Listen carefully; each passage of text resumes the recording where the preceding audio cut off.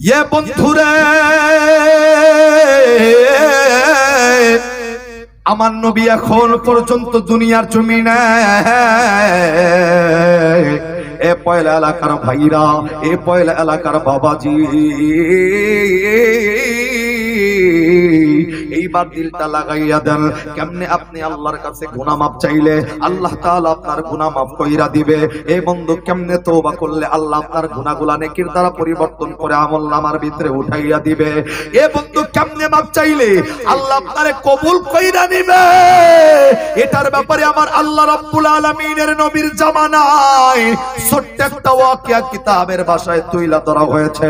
এ বন্ধু, আমার নবীর সাহাবী ওমর ইবনুল খাত্তাব রাদিয়াল্লাহু তাআলা আনহু আপনাদের এই পয়লার রাস্তা দিয়ে রওনা হইয়া গেছে। এ বন্ধু, ওমর রাদিয়াল্লাহু তাআলা আনহু আপনাদের এই রাস্তা দিয়া যায়। আপনাদের এই সুন্দর মসজিদের পাশ দিয়া যে রাস্তাটা বয়ে গেছে, এই সুন্দর মসজিদের পাশের রাস্তার কিনারার ভিতরে বইসা আল্লাহ তাআলার একজন যুবক চোখের পানিটা ছাইরা দিয়া মসজিদের কর্নারে বইসা বইসা এ বন্ধু আল্লাহর দরবারে হাজারি কইরা কান্না করতেছেন। হযরত ওমর রাদিয়াল্লাহু তাআলা আনহু আস্তে কইরা পয়লা মসজিদের কিনারায় দাঁড়াইয়া এই যুবকের দিকে তাকাইয়া আস্তে কইরা যুবকরে ডাক দেখায়, যুবক, আমি জানতে চাই হায়াতের জিন্দেগির কোন মানুষটা তোমার মৃত্যুবরণ করছে? তোমার কি বাবা মরছে নাকি? তোমার কি মা মরছে নাকি? কোন কারণে তোমার চোখ দিয়া পানিগুলা পড়তেছে? কেন তোমার চোখ দিয়া পানি বের হয়? যুবকের চেহারা অত্যন্ত সুন্দর চেহারাওয়ালা যুবকটা চোখের পানি ছাইরা দিয়েছেন। ওমর রাদিয়াল্লাহু তাআলা আনহু আস্তে করে ডাক দেয়, যুবক, কেন চোখের পানি বের করো? কোন কারণে তোমার চোখ দিয়া পানি বের হয় বলো? আস্তে কইরা যুবক ডাক দেয়, হুজুর, আপনি এইখান থেকে বিদায় নিয়ে চইলা যান, যেখানে যাইতেছেন ওইখানে চলে যান। এ হুজুর, কোন কারণে আমার চোখ দিয়া পানি? আমার এই দুঃখের কথা আপনাকে বললে আপনি ওমর বুঝতে পারবেন না। আমার এই দুঃখের কথা আবু বকরকে বললে আবু বকর বুঝবে না। আমার এই দুঃখের কথা ওসমানকে বললে ওসমান বুঝবে না। আমার এই দুঃখের কথা আলীকে বললে আলী বুঝবে না। কোন সাহাবায়ে কেরাম আমার এই কষ্টের কথা বুঝবে না। আমার নবীর সাহাবী ওমর রাদিয়াল্লাহু তাআলা আনহু আস্তে কইরা ডাক দেয়, যুবক রে, তুই কি জানোস আমি কে? আস্তে কইরা যুবক ডাক দেয়, হুজুর, আমি জানি আপনি নবীর সাহাবী হযরত ওমর। ডাক দেয়, তুই যদি জানোস আমি ওমর, তাহলে কেন আমার কাছে বলবি না? কেন আমি তার দুঃখের কথা বুঝবো না? এ বন্ধু, ওমর তো ওই সাহাবী। ওমরের ব্যাপারে এমন আলোচনা আসছে, হযরত ওমর রাদিয়াল্লাহু তাআলা আনহুর ব্যাপারে আমার নবী কিন্তু ডাকদা বলছেন, হযরত ওমর, আমি নবীর পরে আল্লাহ কোন নবী যদি বানাইতো, আমার ওমরকে আমার আল্লাহ নবী বানাইতো। দুই নম্বরে নবীর ব্যাপারে ওমরের ব্যাপারে এমন আলোচনা, হযরত ওমর এমন দামি সাহাবী ছিল, মসজিদের ভিতরে ফজরের নামাজের পর বসা। এ বন্ধু, হুজুরের উপরের ছাদটা ছিল খেজুরের পাতার ছাদ। ওই খেজুরের পাতার ছাদ দিয়া কিছুক্ষণ পরে সূর্যের আলোটা উদিত হয়ে হযরত ওমরের পিঠের ভিতরে লাগছেন। এ বন্ধু, হযরত ওমরের পিঠটা গরম হয়ে যাওয়ার কারণে সূর্যের দিকে একটু বড় বড় করে হযরত ওমর তাকায় দেখছে। কিতাবওয়ালা লেখে, হযরত ওমর ওই সূর্যের দিকে তাকানোর কারণে আমার আল্লাহ ওমরের ইজ্জতের বরকতে সূর্যের আলোকে আল্লাহ কমায়া দিয়েছেন।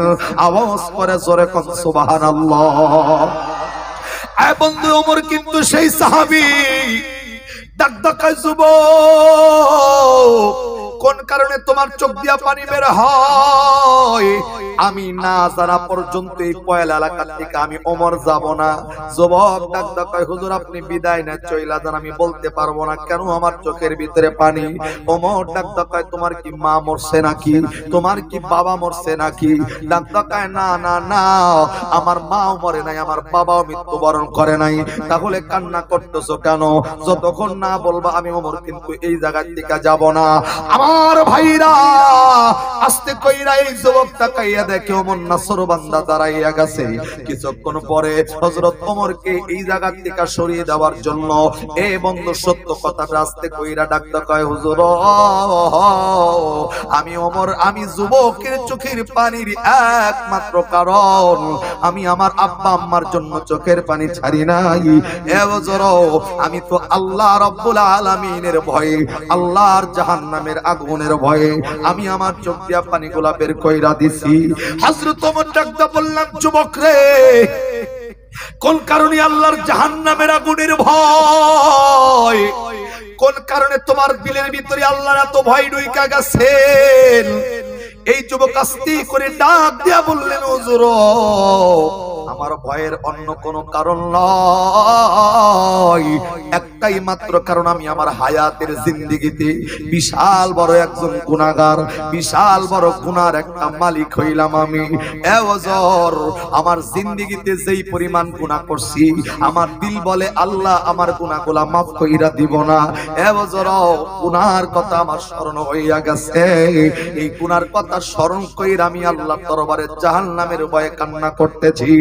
এ বন্ধু কিতাব বলে লেখেন, হযরত ওমর যখন এই লোকটার চেহারার দিকে তাকাইছেন, চোখের পানি যখন বের হইয়া গেছে, জাহান্নামের কথা যখন এই লোকটারা শুনছে, জবান দিয়া বের হয়ে যাওয়ার কারণে হযরত ওমর রাদিয়াল্লাহু তাআলা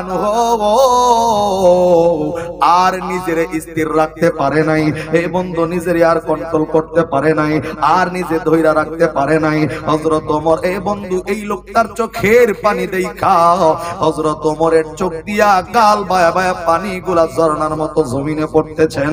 আওয়াজ করে জোরে জোরে কোন সুবহানাল্লাহ। বন্ধ করে দাও আমার ভাইরা। হযরত ওমর রাদিয়াল্লাহু তাআলা আনহু এত বিশাল সাহাবী হওয়ার পরেও হায়াতের জিন্দেগিটা এ বন্ধু জাহান্নামের ভয়ের কথা মনে কইলে চোখ দিয়া পানিগুলা পড়তো। এ বন্ধু কিতাবের ভিতরে লেখেন, হযরত ওমর নিজের গালটাকে জমিনের ঘাসের ভিতরে ঘষছে আর চোখের পানিটা ছাইরা দিয়া আমার আল্লাহ রাব্বুল আলামিন ডেকে ডেকে ডাকতা বলছে, আল্লাহ আমি ওমরকে কোন কারণে মানুষ বানাইলা, আমি ওমরকে কেন মানুষ বানাইছো? আল্লাহ যদি জংলার একটা কুকুর আমারে বানাইতা, জংলার একটা পশু পাখি যদি আমারে বানাইতা, কিয়ামতের ময়দানে তোমার কাঠগড়ায় দাঁড়ায় আমার হিসাব দেওয়া লাগতো না। এ বন্ধু আবু বকরের মতো সাহাবী যারা দুনিয়াতে জান্নাতের সার্টিফিকেট পাইছেন, এই সাহাবী আকাশের গাছের পাখির দিকে তাকায়া আমার আল্লাহ রাব্বুল আলামিন ডেকে ডেকে ডাকতা বলছেন, আল্লাহ কোন কারণে তুমি আমারে মানুষ বানাইলা? আল্লাহ কেন তুমি আমারে গাছের একটা পাখি বানাইলা না? আল্লাহ কোন কারণে আমারে মানুষ বানাইছো? আল্লাহ কিয়ামতের ময়দানে একটা পাখি যদি দুনিয়াতে বানাইতা, তোমার কাঠগড়ায় দাঁড়াইয়া আমি আবু বকরের হিসাব দেওয়া লাগতো না। এ বন্ধু শুধু তাই নয়, ওমর তো এমন সাহাবী, ওসমান তো এমন সাহাবী। আজকে বাংলাদেশের ভিতরে, আমাদের টাঙ্গাইলের ভিতরে, এই পয়লা এলাকার ভিতরে এমন নাফরমান বান্দার অভাব নাই। তাকায় দেখবেন মানুষের মৃত্যু হইয়া গেছে, আসরের নামাজের জানাজা পড়ছে, আসরের নামাজ পড়িয়া জানাজায় অংশগ্রহণ কইরা মাটি দিতে মাগরিবের নামাজ হইয়া গেছে, পয়লার মসজিদে আযান হইতেছে। অনেক মানুষ এমন অভাব নাই, এই বান্দা আযান শুনবে, যেই বান্দারে কেবল মাটি দিছে, হাতের ভিতরে এখনো মাটি লাগানো, বান্দা হাতটা ধুইয়া ওযু কইরা মসজিদে যাইব না, হাতটা জারি দিতে দিতে চাষতলের দিকে রওনা হয়ে যায় নামাজ বাদ দিয়া। এমন মানুষ আমাদের টাঙ্গাইল পয়লা এলাকা আছে না নাই? এ বন্ধু কেমনে ভাবলা তোমাকে আল্লাহ কেমনে মাফ কইরা দিব? কেমনে তুমি চলতেছো?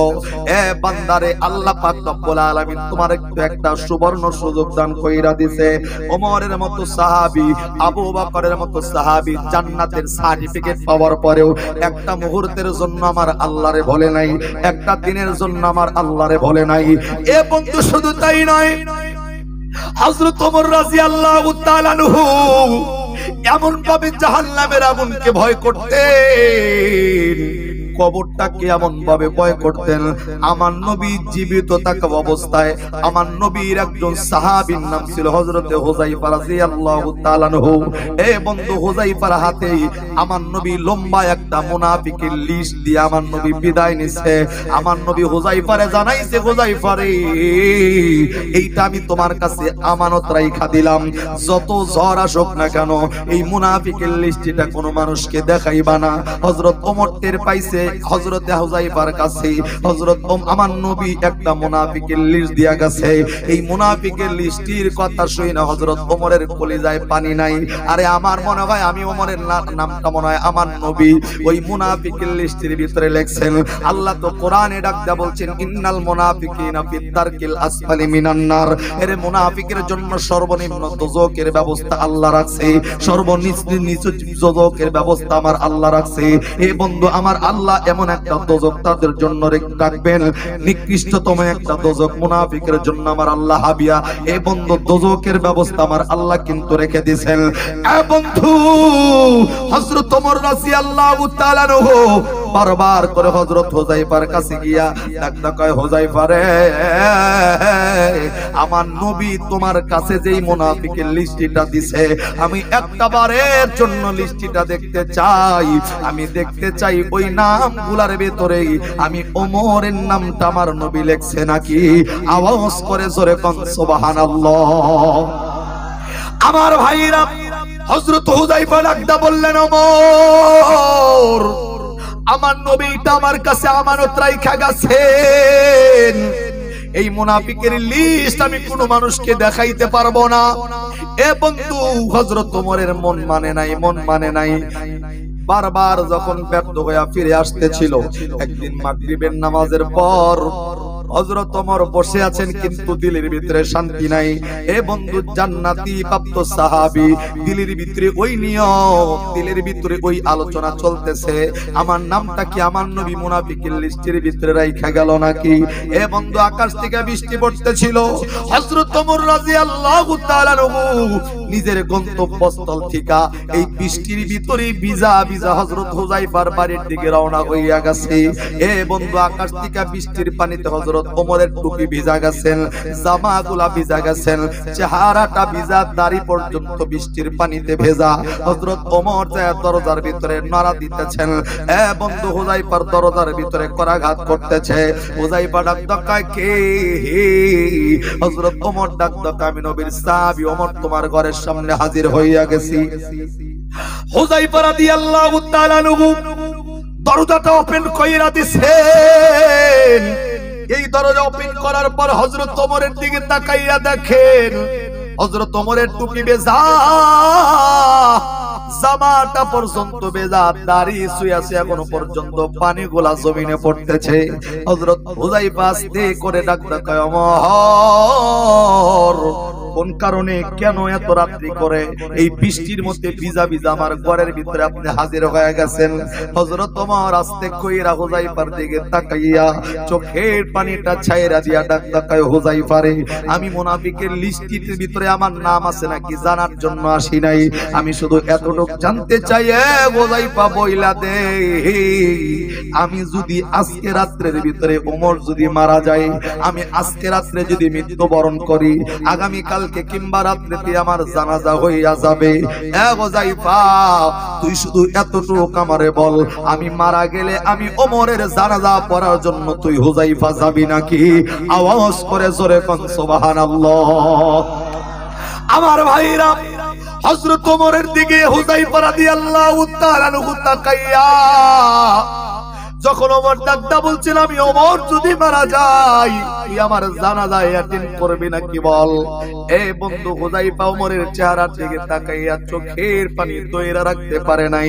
ডাকদা কয়, ওমর, আপনি ওমরের ব্যাপারে আমার নবী ডাকদা জানায়া দিবেন যে আমি নবীর পরে কোন নবী হইলে আমার সাহাবী ওমর হইতো, আর আপনি ওমর যদি মারা যান, এ ওমর, কেন আমি আপনার জানাজায় যাব না? অবশ্যই আমি হুযায়ফা আপনার জানাজায় অ্যাটেন্ড করব, আপনার জানাজার নামাজ আমি পড়ব, আপনার জানাজায় আমি অংশগ্রহণ করব। হযরত ওমর দীর্ঘ নিঃশ্বাস ছাইরা দিয়া হুযাইফারে ডাক দেয়, হুযাইফারে অন্তত এতটুক নিশ্চিত হইয়া গেছি রে, আমার নবী যেই মুনাফিকের লিস্টটা তোর হাতের ভিতরে দিছে ওইটার ভিতরে আমার নাম নাই। কেননা আমার নবী তারে জানাইছে তুই কোন মুনাফিকের জানাজার নামাজ পড়বি না, যেহেতু ওয়াদা দিছো আমি ওমরের জানাজার নামাজ তুমি পড়বা। অন্তত নিশ্চিত হইয়া গেছি রে, আমার নবী মুনাফিকের লিস্টির ভিতরে আমি ওমরের নামটা লেখে নাই। আওয়াজ করে জোরে কোন সুবহানাল্লাহ। এ বন্ধু সেই জান্নাতি বাপ্পু সাহাবী নিজের অপরাধী মনে কইরা সদা সর্বদা আল্লাহর দরবারে তুলে ধরতেন। সেই ওমর যুবকের চেহারার দিকে তাকাইয়া চোখের পানি দেখা নিজেও চোখের পানিটা ঝর্ণার মতো ছাইরা দিছে। হযরত ওমর আর এই যুবকের কোনো কথা কয় নাই, শুধু শুনছে যুবক বিশাল বড় একজন গুনাহগার, গুনার ভয়ের কারণে জাহান্নামের আগুনের ভয়ে কান্দে। হযরত ওমর কান্না করতে করতে আমার নবীর কাছে গিয়ে হাজির হইয়া গেছেন। আমার নবী হযরত ওমরের চেহারার দিকে তাকাইয়া ওমরের চোখের পানি দেখা আমার নবী আস্তে কইরা ডাক দেয়, ওমর কোন কারণে কেন ওমর তোমার চোখ দিয়া পানি গোলা বের হয়? আমার নবী তো উম্মতির মায়া কলিজার ভিতরে এত, এ বন্ধু সাহাবায়ে কেরামের মায়া আমার নবীর কলিজার ভিতরে এত। আমার নবী এই উম্মতের মায়ার জন্য, এই পয়লা এলাকার উম্মতের জন্য আমার নবী সারাটা রাত দাঁড়ায় তাইকা নামাজ পইরা আমার নবীর পা মোবারক পর্যন্ত ফুলে যাইতো। আমার আল্লাহ নিজে সহ্য করতে পারে নাই। আল্লাহ ডাক দেয়া, আইয়ুহাল মুযাম্মিল কুমিল লাইলা ইল্লা কলিলা নিসবাহু আবিনকুস মিনহু কলিলা। আমার আল্লাহ নবীরে ডাক দেয়, নবী গো আর কত নামাজ পড়বেন, এবার একটু দাঁড়ান, একটু রেস্ট করেন, একটু বিশ্রাম করেন। হযরত আয়েশা সিদ্দিকা আয়েশা আমার নবীরে ডাক দেয়, নবীজি আপনি এত ইবাদত করার দরকার কি? সারা রাত দাঁড়ায় তাইকা নামাজ পড়ার কি প্রয়োজন? হুজুর এত ইবাদত এত নেকি দিয়ে আপনি কি করবেন? আমার নবী ডাক দেয়, আয়েশা রে আমি নবীর নেকির প্রয়োজন, আমি নবীর নিজের জন্য নয়। এ আয়েশা ভালো কইরা শুইনা রাখো, আমি আমার উম্মতরে এতটাই ভালোবাসি, ভালো কইরা যাই না রাখো কেন আমি কষ্ট কইরা ইবাদত করি। কিয়ামতের ময়দানে আমার পয়লা এলাকার উম্মতগুলা আল্লাহ পাক রব্বুল আলামিনের দরবারে যদি ধরা পইরা যায়, আল্লাহ পাক রব্বুল আলামিনের আমলনামার যে খাতাটা যদি শূন্য হইয়া যায়, নেকির পাল্লা যদি বৃদ্ধ হইয়া যায়, আমলনামা যদি শূন্য থাকে, আমি নবী আমার উম্মতের মায়া হায়াতের জিন্দেগির নেকিগুলা উম্মতের পাল্লায় তুইলা দিয়া উম্মতের পাল্লাটা বাড়ি কইরা আমি নবী আমার উম্মতের জান্নাতের ফয়সালা করে দিব। আওয়াজ করে জোরে জোরে কোন সুবহানাল্লাহ। এ বন্ধু যেই নবীজি একটা মুহূর্তের জন্য উম্মতকে বলে নাই আজকে কেমনে সেই নবীর নাফরমানি করো, কেমনে আল্লাহর ইবাদত ভুইলা গিয়ে আমার আল্লাহর নাফরমানি করো। এ বন্ধু আমার নবী আয়েশা হযরত ওমরের চেহারার দিকে তাকাইয়া আমার নবী ডাক দেয়, ওমর কেন কোন কারণে তোমার চোখ দিয়া পানিগুলো বের হয় বলো? এ বন্ধু রে হযরত ওমর চোখের পানি ছাইরা দিয়া আমার নবীর ডাক দেয়, নবীজি তাকাইয়া দেখছি পয়লা এলাকার মসজিদের কিনারার ভিতরে বইসা আল্লাহর একটা যুবক। এ বন্ধু আল্লাহর যুবক এই জামান নবীর ডাক দেয়, হুজুর চোখের পানি ছাইরা দিয়া জাহান্নামের ভয়ে গুনাহ করেছে, সেই ভয়ে চোখ দিয়া পানিগুলা ছাইরা দিবেন। আমার নবী ডাক দেয়, আমি নবী বেঁচে থাকা অবস্থায় কোন বান্দা গুনার জন্য কান্দে সাহাবায়ে কেরামদের ডাক দেয় সামনে হাজির করো। এ বন্ধু ওই যুবকটা কান্না করতে করতে আমার নবীর সামনে গিয়ে হাজির হইয়া গেছেন। আমার নবী এই বান্দারে দেখা যুবকরে দেখা ডাক দেয়, যুবক কেন কোন কারণে চোখ দিয়া পানিগুলা বের করতেছো? কেন তোমার চোখ দিয়া পানি বের হয়? এ বন্ধু কেমনে আপনি মানলে, কেমনে তওবা করলে আল্লাহ আপনার গুনাহ মাফ কইরা নেকিগুলা আমলনামায় বোনাস দিবি। এই বন্ধু দিলটা লাগাইয়া কথাটা শুনেন। আমার নবী আস্তে করে ডাক দেয়, যুবক রে কোন কারণে তোমার চোখ দিয়া পানিগুলা বের হয় বলো। আস্তে কইরা যুবক আমার নবীর কথা শোনার সাথে সাথে কান্নার আওয়াজ আগের চেয়ে বাড়ায়া দিছে। কেন তাকাইয়া দেখবেন, আপনার যদি আব্বা মারা যায়, আপনার যদি আম্মা মারা যায়, মায়ের জন্য বাবার জন্য চিৎকার কইরা কান্না করতেছেন, ওই সময় আপনার প্রতিবেশী আইসা আপনার মাথার ভিতরে যদি স্নেহের পরশটা বুলাইয়া দিয়া আপনার যদি ডাক ডাকায়, বেটা কান্দিস না রে, কান্না বন্ধ কইরা দে, বাপ মরছে তাতে কি হইছে, ধৈর্য ধরো, মা মরছে কি হইছে, ধৈর্য ধরো, আমরা তো আছি। এই স্নেহের পরশটা সন্তান মাথায় পাওয়ার সাথে সাথে কান্না যেমনে করতেছিল আপনার আদর পাইয়া, এই সন্তানের কান্নার আওয়াজ কিন্তু আগের চেয়ে বেড়ে যাবে। কথা কোন ঠিক কিনা? আমার নবী যখন জিগাইছে যুবক কেন কান্দো, এ বন্ধু যুবকের কান্নার আওয়াজ আরো বাইরে গেছে। আমার নবী ডাক ডাকায়, যুবক কানলে তো আমি তোর কাজের সমাধান দিতে পারবো না, তোর কান্নার রহস্য না শুনলে তো আমি সমাধান দিতে পারবো না। যুবক আস্তে কইরা ডাক ডাকায়, হুজুর আমার কান্না করার একমাত্র কারণ এই পয়লা এলাকার ভিতরে আমি সর্বোচ্চ গুনাহগার, টাঙ্গাইল জেলার ভিতরে সর্বোচ্চ গুনাহগার, বাংলাদেশের সকল মানুষের মধ্যে আমি সর্বোচ্চ গুনাহগার, আমাদের তামাম বাংলাদেশ নয় তামাম পৃথিবীর মধ্যে আমি সর্বোচ্চ গুনাহগার। আমি মনে করি আসমানের নিচে জমিনের উপরেই আমি যুবকের চাইতে বড় গুনাহগার আর কেউ নাই। আমার নবীজি আস্তে কইরা ডাক ডাকায়, যুবক কি এমন গুনাহ করছো সেই গুনার কারণে তোমার মনে হয় সব চাইতে বড় গুনাহগার তুমি? আমার নবী ডাক ডাকায়, হুজুর আমি অনেক বড় গুনাহগার, বিশাল বড় গুনার মালিক। আমার নবী এই যুবকের মুখ দিয়া কথাটা বের করার জন্য আস্তে কইরা যুবককে এ বন্ধ শর্ত দিয়া আমার নবী ডাক ডাকায়, যুবক রে তোর গুনাহ যেই পরিমাণ করছো, তোমার এই গুনাহটা বড় না আমার আল্লাহ তাআলার এই দুনিয়াটা বড়? যুবক ডাক ডাকায়, হুজুর আল্লাহর এই দুনিয়ার চাইতে আমার গুনাহ বড়। আমার নবী আবারও ডাক ডাকায়, যুবক রে তোর গুনাহ বড় না আমার আল্লাহ তাআলার এই আসমান বড়? যুবক ডাক ডাকায়, হুজুর আসমানের চাইতে আমি যুবকের গুনাহ বড়। আমার নবীজি আবারও ডাকতে বললেন, যুবক আমি জানতে চাই তোর গুনাহ বড় না আমার আল্লাহ তাআলার আরশ বড়? যুবক ডাক ডাকায়, হুজুর আল্লাহর আরশের চাইতে আমার গুনাহ বড়। এ বন্ধু আমার নবী সর্বশেষ ডাকতে বলতেন, যুবক রে তোর গুনাহ বড় না আমার আল্লাহ তাআলার এই কুরসি বড়? যুবক ডাক ডাকায়, হুজুর আল্লাহর কুরসির চাইতে আমার গুনাহ বড়। আওয়াজ করে জোরে কর নাউযুবিল্লাহ। এ বন্ধু আমার নবীজি আস্তে কইরা যুবককে এইবার ডাক ডাকায়, যুবক তোর গুনার কারগুজারি আমার শোনা।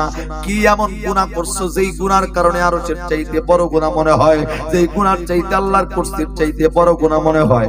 যুবক এইবার ডাক ডাকায়, হুজুর আমি তো পয়লা এলাকার সাধারণ মানুষ নয়, আমি তো একটা চোর, আমি তো চুরি করি।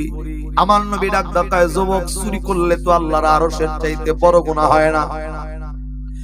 যুবক ডাকটা বললেন, হুজুর আমি শুধু চুরি করি না, আমি তো সাধারণ চোর নয়, আমি তো ওই চোর।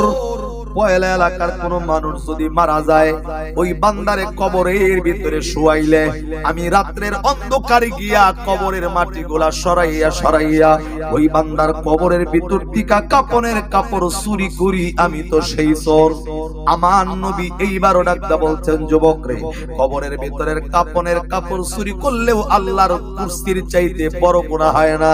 এইবার যুবক আবার চোখের পানি ছাইরা দিয়া ডাক ডাকায়, হুজুর আমি তো শুধু পয়লা এলাকার মানুষের কাপনের কাপড় চুরি করি না, আমার হায়াতের জিন্দেগির ঘটে যাওয়ার একটা ঘটনা কইটা গেছি। নবী ডাক ডাকায়, কি ঘটনা জানাইয়া দাও। এই যুবক আস্তে করে ডাক ডাকায়, হুজুর মদিনার কবরস্থানের ভিতরে নিয়মিত আমি কবরস্থানের কাপনের কাপনগুলা চুরি করতাম। গত কয়েকদিন আগে আমি জানতে পারছি মদিনার একজন মানুষের মৃত্যু হয়েছে। আমি রাত্রির অন্ধকারে অন্যান্য দিনের মতোই আমি যাইয়া ওই কবরটাকে নির্ণয় কইরা দিয়া ওই কবরের মাটিগুলা সরাইতেছিলাম কাপনের কাপন চুরি করার জন্য। কবরের ভিতরে ঢুইকা গেছি, কাপনের কাপড়টা দইরা টান মাইরা যখন দিছি, আমি তাকাইয়া দেখলাম এই কবরের ভিতরে কোনো পুরুষ মানুষ শায়িত নয়। আমি তাকাইয়া দেখলাম মদিনার একজন সুন্দরী নারীকে কবরস্থানে দাফন করা হয়েছে। এ হুজুর, মদিনার সুন্দরী নারী কবরস্থানের ভিতরে দাফন করা, এই কাপনের কাপড় টান্দাবার লগে লগে আমি তাকাইয়া দেখছি এত সুন্দর সুন্দর নারীর চেহারাটা আমার সামনে বইটা গেছে। এই চেহারা দেখার লগে লগে নজর পড়ার সাথে সাথে শয়তান দিলের ভিতরে এমন একটা ওয়াসওয়াসা মাইরা দিছে, এমন একটা ওয়াসওয়াসা আমারে দিছে। শয়তান আমারে ডাক ডাকায়, রে যুবক, গভীর রাত্রি যেই জায়গায় তুই ছাড়া কেউ নাই, আজকেই মাত্র মদিনার নারীর মৃত্যু হয়েছে। এই মহিলাটা অত্যন্ত পর্দাশীল ছিল, আজ পর্যন্ত কেউ তারে ধরতে পারে নাই। এমন সুবর্ণ সুযোগ কিন্তু হাতছাড়া করা যাবে না। এ পয়লা এলাকার ভাইরা, বাবাজিরা, আমি আপনাদেরকে আবারও জিজ্ঞাসা করতে চাই, হায়াতের জিন্দেগির ভিতরে যত গুনাহ করি না কেন, এই গুনার পিছনে শয়তানি ওয়াসওয়াসা আমাদের দিলের ভিতরে আছে না নাই? আরে আওয়াজ দেয়া জোরে বলেন, আছে না নাই? নবীর সামনে যুবক দাঁড়াইয়া ডাকতে বললেন, হুজুর, এই মহিলার চেহারাটা দেখা এমন ভাবে ভিতরে আকর্ষণ তৈরি হইয়া গেছে, আমিও শয়তানের ধোঁকায় পইরা গেছি। এ পয়লার ভাইরা, আমি আপনাদেরকে বলবো, অ্যাটেনশন প্লিজ, একবার নাউযুবিল্লাহ বলার জন্য রেডি হওয়া লাগবে। আমার নবীর সামনে যুবক দাঁড়াইয়া ডাকতে বললেন, হুজুর, এই শয়তানের ধোঁকায় পইরা আমি মদিনার ওই কবরস্থানের ভিতরে ঢুইকা কাপনের কাপড়টা সরাইয়া আমি তো ওই গুনাহ করছি। এই মহিলার লাগে কবরস্থানের ভিতরে আমি তো জিনা করছি। আরে আওয়াজ করে আবার জোরে কর নাউযুবিল্লাহ। আমার নবী অবাক দৃষ্টি দিয়া এই যুবকের চেহারার দিকে তাকানো। আমার নবী এখনো পর্যন্ত জবানটা খোলে নাই। যুবক ডাক ডাকায়, হুজুর, এই মদিনার কবরস্থানের ভিতরে ঢুইকা সুন্দরী মহিলার লাগে আমি জিনার কাজটা যখন কমপ্লিট করছি, আমি কাপনের কাপড়টাও রাইখা আসি নাই, কাদের ভিতরে নিয়ে রওনা দিছি। পিছন দিকে কে জানো আমারে ডাক দিল, মহিলা কণ্ঠের আওয়াজ আমারে ডাক দিয়া ডাক ডাকায়, আরে যুবক, আরে নাফরমান যুবক, কি করলি তুই? কি এমন কাজ করলি? তোর দিলের ভিতরে কি জাহান্নামের আগুনের ভয় নাই? আল্লাহর কাঠগড়ায় দাঁড়ায় কি হিসাব দিবি, এই ভয় কি তোর দিলের ভিতরে নাই? পিছন দিকে আমার আজকে যেন ডাক দেয়, আমি ভাবতেছিলাম ওই মহিলা আমারে ডাকতেছে, আমারে ডাক ডাকায়, আরে যুবক, আজকে তোর জন্য হাজার হাজার কবরস্থান কবরবাসীর মধ্যে তুই আমারে উলঙ্গ কইরা আমারে বেইজ্জতি করলি। কিয়ামতের ময়দানে সকলেই পবিত্র হালতে উঠবে গোসলের মাধ্যমে, কিন্তু তোর মত নাফরমান যুবকের কারণে আমাকে অপবিত্র হালতে ওঠা লাগবে। এ যুবক, আল্লাহ যদি জিগায় কি হিসাব আল্লাহর দরবারে তুই দিবি? আল্লাহ যদি জিগায় কোন হিসাব আল্লাহর দরবারে দিয়া পার পায়া যাবি। জাহান্নামের আগুনের ভয়টা কি দিলের ভিতরে একবারও আসলো না? আমার আল্লাহর ভয়টা কি একবারও দিলের ভিতরে আসলো না? হিসাবের ভয়টা কি দিলের ভিতরে আসলো না?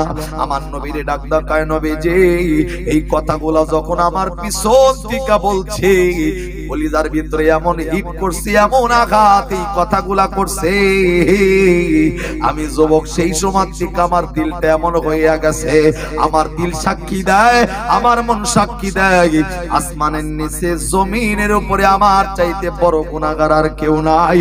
আওয়াজ করে জোরে কর নাউযুবিল্লাহ। আমার নবীজি এইবার আস্তে করে যুবককে ডাক ডাকায়, যুবক, সত্যি কি তুই এই কাজ করছনি? ডাক ডাকায়, হুজুর, সত্যি তো আমি এই কাজ করছি। আমার নবী আস্তে কইরা ডাক ডাকায়, যুবক রে, যদি সত্যি এই কাজ কইরা থাকো, আর একটা মুহূর্ত নয়, আমি নবীর সামনে থেকে এই মুহূর্তে বিদায় নিয়ে চলে যাবি, আর আমি নবীর সামনে দাঁড়ায় থাকবি না। এ বন্ধু, আমার নবী এই কথাটা বলার সাথে সাথে এই যুবকটা আকাশের দিকে তাকাইয়া এমন জোরে একটা চিৎকার মাইরা দিছে। আমার আল্লাহরে ডাক দেখায়, আল্লাহ, আমি ভাবছিলাম আবু বকর আমার কথা শুই না আমারে তাড়াইয়া দিতে পারে, ওসমান, আলী, ওমর আমারে তাড়াইয়া দিতে পারে, কিন্তু আমার দিলে দৃঢ় বিশ্বাস ছিল আমার নবীরে যদি জানাই রহমাতাল লিল আলামিন নবী আমারে তারাইয়া দিব না। আল্লাহরে ডাকতে কয় মাবুদ আমার শেষ ভরসা নবীও যদি আমারে তার দরবার থেকে তারাইয়া দেয়, এইবার দিলের ভিতরে 100% বিশ্বাস আইসা গেছে গো। আসমানের নিচে জমিনের উপরে আমার চাইতে বড় গুনাহগার আর কেউ নাই। যুবকটা আকাশের দিকে তাকাইয়া আল্লাহরে ডাকতে কয় আল্লাহ আমার নবী আমারে তারাইয়া দিল, সাহাবায়ে কেরাম আমারে তারাইয়া দিল, আল্লাহ তুমি যদি আমারে তারাইয়া দাও এই জিন্দেগির ভিতরে আসমান এবং জমিন তুমি আল্লাহর জায়গা ছাড়া আর কোনো জায়গা নাই। আল্লাহ তুমি তারাইয়া দিলে আমি বান্দার যাওয়ার মতো আর কোনো জায়গা থাকবে না। আল্লাহ কোন কার কাছে গিয়ে আমি কার কাছে সাহায্য চাইবো? আল্লাহ তুমি তারাইয়া দিলে জাহান্নাম ছাড়া আমার কোনো উপায় নাই। এ বন্ধু বান্দা আকাশের দিকে তাকাইয়া ওই যে তোর মাইরা দিছেন পাহাড়ের সর্বোচ্চ চূড়ায় গিয়া সেজদায় পইরা আল্লাহরে এমন ভাবে ডাকছে, এমন ভাবে চোখের পানিগুলা চাইরা দিছে। এ পয়লা এলাকার মানুষ আমার আল্লাহ ডাকতা কয় বান্দা গুনাহ যদি করো আমি আল্লাহর দরবারে একটা ভাষা প্রয়োগ কইরা মাপ চাও। আল্লাহ ভাষাটা আপনারে শিখাইয়া দিছি। আল্লাহ ডাকতা কয় কোন বান্দা যদি আমি আল্লাহরে ডাকতা কয় আল্লাহ তুমি আল্লাহ ছাড়া আর কোনো ইলাহ নাই, তুমি মালিক ছাড়া আর কোনো মালিক নাই, তুমি তারাইয়া দিলে অন্য কোন আল্লাহর কাছে যাওয়ার জায়গা নাই। আল্লাহ তুমি তো এক, তুমি মাফ না করলে কে মাফ কইরা দিবে?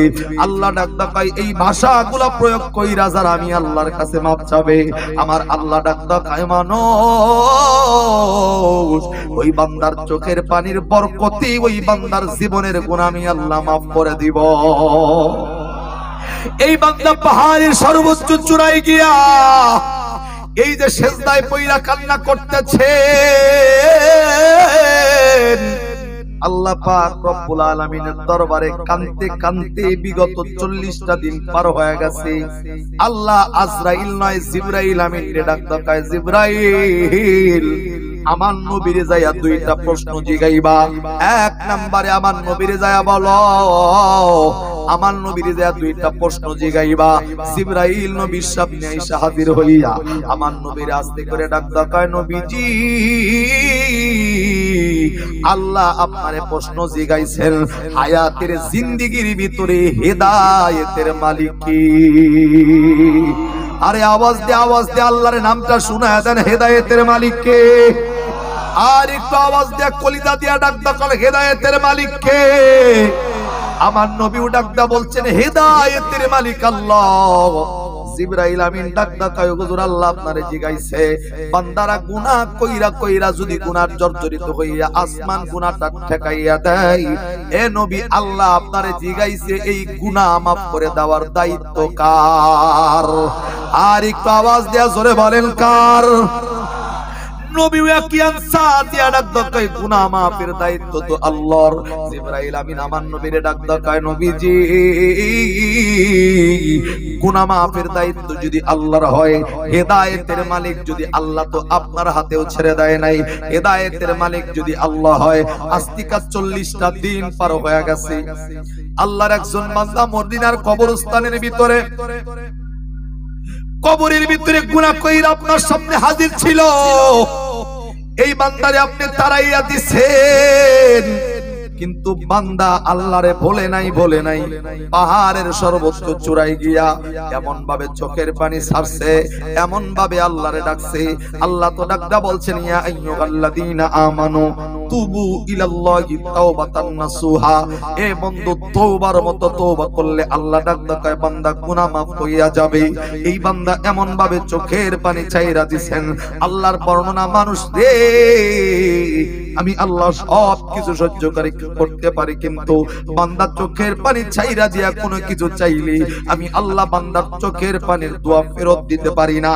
এই বান্দা মাপ চাওয়ার কারণে জিবরাইল আমিন আমার নবীর ডাকতে কয় নবীজি আল্লাহ তো কোরআনের ভাষায় ওয়াদা দিয়া জানাইছেন আল্লাহ তো বলছেন বান্দা গুনাহ কইরা যদি সহি নিয়তে আল্লাহর কাছে মাপ চায় আল্লাহ তো ওই বান্দার গুনাহ মাফ কইরা দেয়। আল্লাহ তো পবিত্র কোরআনের ভাষায় জানাইছেন ইল্লা মান তাবা ওয়া আমানা ওয়া আমিলা আমালান সলিহা ফাউলাইকা ইউবাদদিলুল্লাহু সাইয়্যাতিহিম হাসানাত ওয়া কানাল্লাহু গফুরুর রহিমা। এ নবীজি আল্লাহ শুধুমাত্র ওই বান্দার তওবার বরকতে গুনাহ মাফ কইরা দেয় নাই, আল্লাহ কোরআনে জানাইছেন আল্লাহ ওই বান্দার প্রতি খুশি হইয়া আল্লাহর দিকে ফিরে আসার কারণে আমার আল্লাহ ওই পরিমাণ নেকি ওই বান্দার আমল নামার ভিতরে আমার আল্লাহ তুইলা দিবেন। আওয়াজ করে জোরে কোন সুবহানাল্লাহ। এবং জিবরাইল আমিন কথা বলার পর আমার নবী দুইজন সাহাবীর ডাক দেয়, সাহাবীরে পাহাড়ের চূড়ায় গিয়া ওই বান্দারে আমার সামনে হাজির কইরা দে। আমার দুইজন সাহাবী গিয়া আমার নবীর সামনে যখন ওই বান্দা হাজির, এখনো চোখের পানি মুছে না, এখনো সিজদায় পড়ে বান্দা কান্নারত অবস্থায় কান্না করতে করতে নবীর সামনে আইসা কান্নার আওয়াজ আরো বাইরে গেছে।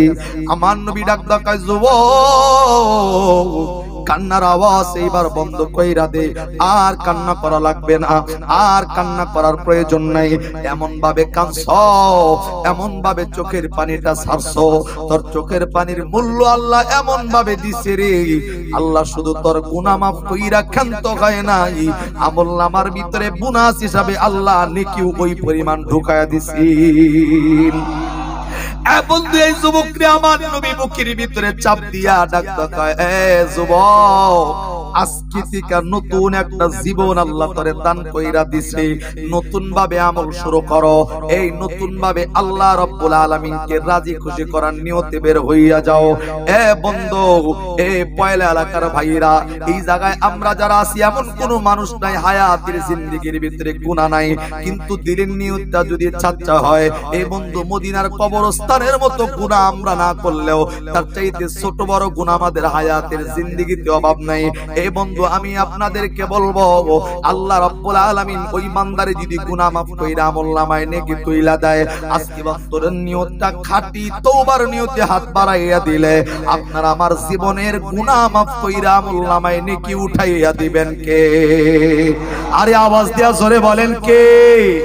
আমি বলবো বন্ধু এইখানে যারা হাত বাড়াইয়া দিছেন, আমার মতো যারা গুনাহগার স্ট্যাটাস বাদ দিয়া নিজের গুনার কথা স্মরণ কইরা আল্লাহর দরবারে তওবার নিয়তে আমি আপনাদের হাতগুলা দেখতে চাই। এ বন্ধু গুনাহগার যারা একটু হাত তোলেন তওবার নিয়তে, আল্লাহরে একবার কলিজা দিয়ে আমার আল্লাহরে ডাক দিয়া বলেন আল্লাহ। আরে আওয়াজ হয় না? আর একটু জোরে কান আল্লাহ, আর একটু আওয়াজ দিয়া ডাক দেন আল্লাহ।